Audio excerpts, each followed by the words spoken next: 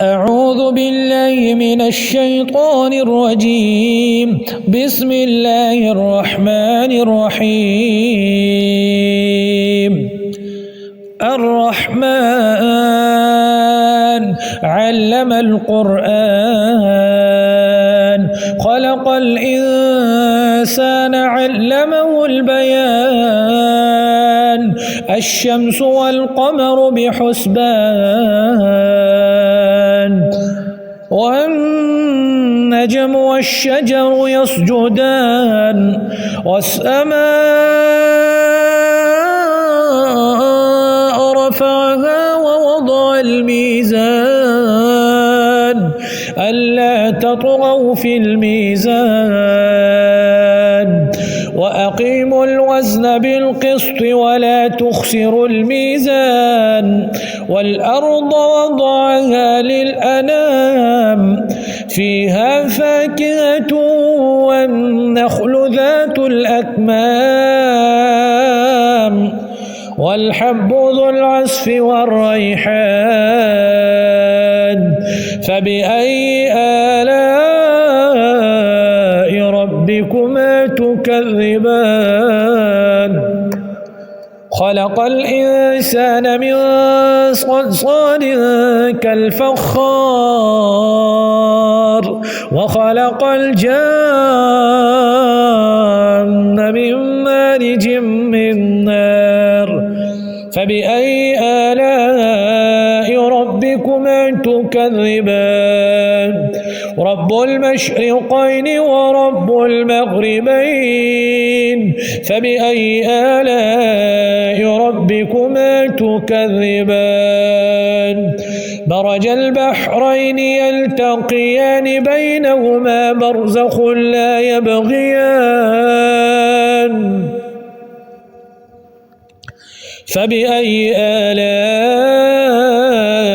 ربكما تكذبان يخرج منهما اللؤلؤ والمرجان فبأي آلاء ربكما تكذبان وله الجوار المنشآت في البحر كالأعلام فبأي آلاء ربكما تكذبان كل من عليها فان ويبقى وجه ربك ذو الجلال والإكرام فبأي آلاء ربكما تكذبان يسأله من في السماوات والأرض كل يوم هو في شأن فبأي آلاء ربكما تكذبان سنفرغ لكم أيها الثقلان فبأي آلاء ربكما تكذبان يا معشر الجن والإنس إن استطعتم أن تنفذوا من أقطار السماوات والأرض فانفذوا لا تنفذون إلا بسلطان فبأي آلاء ربكما تكذبان يرسل عليكما شواظ من نار ونحاس فلا تنتصران فبأي آلاء ربكما تكذبان فإذا انشقت السماء فكانت وردة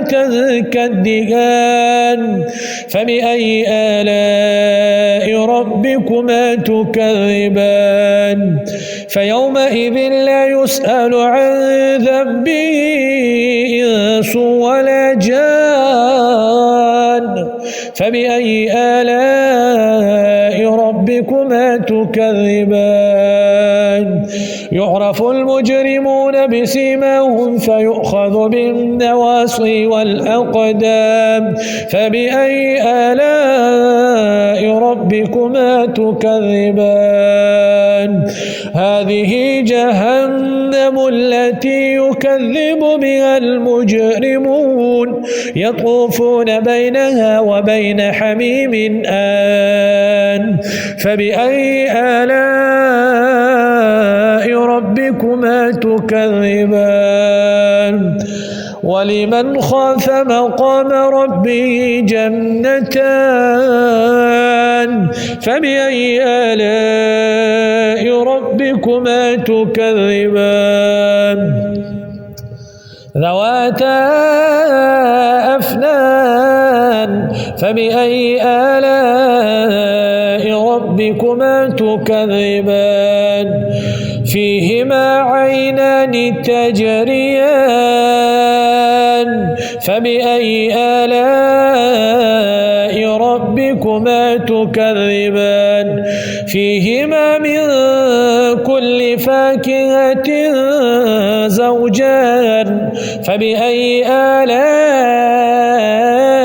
ربكما تكذبان متكئين على فرش بطائنها من استبرق وجنى الجنتين دان فبأي آلاء ربكما تكذبان فيهن قاصرات الطرف لم يطمثهن إنس قبلهم ولا جان فبأي آلاء ربكما تكذبان كأنهن الياقوت والمرجان فبأي آلاء ربكما تكذبان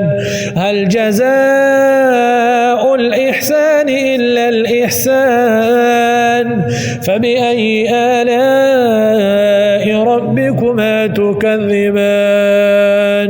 ومن دونهما جنتان فبأي آلاء ربكما تكذبان مدهامتان فبأي آلاء ربكما تكذبان فيهما عينان نضاختان فبأي آلاء ربكما تكذبان فيهما فاكهة ونخل ورمان فبأي آلاء ربكما تكذبان فيهن خيرات حسان فبأي آلاء ربكما تكذبان حور مقصورات في الخيام فبأي آلاء ربكما تكذبان لم يطمثهن إنس قبلهم ولا جان فبأي آلاء ربكما تكذبان متكئين على رفرف خضر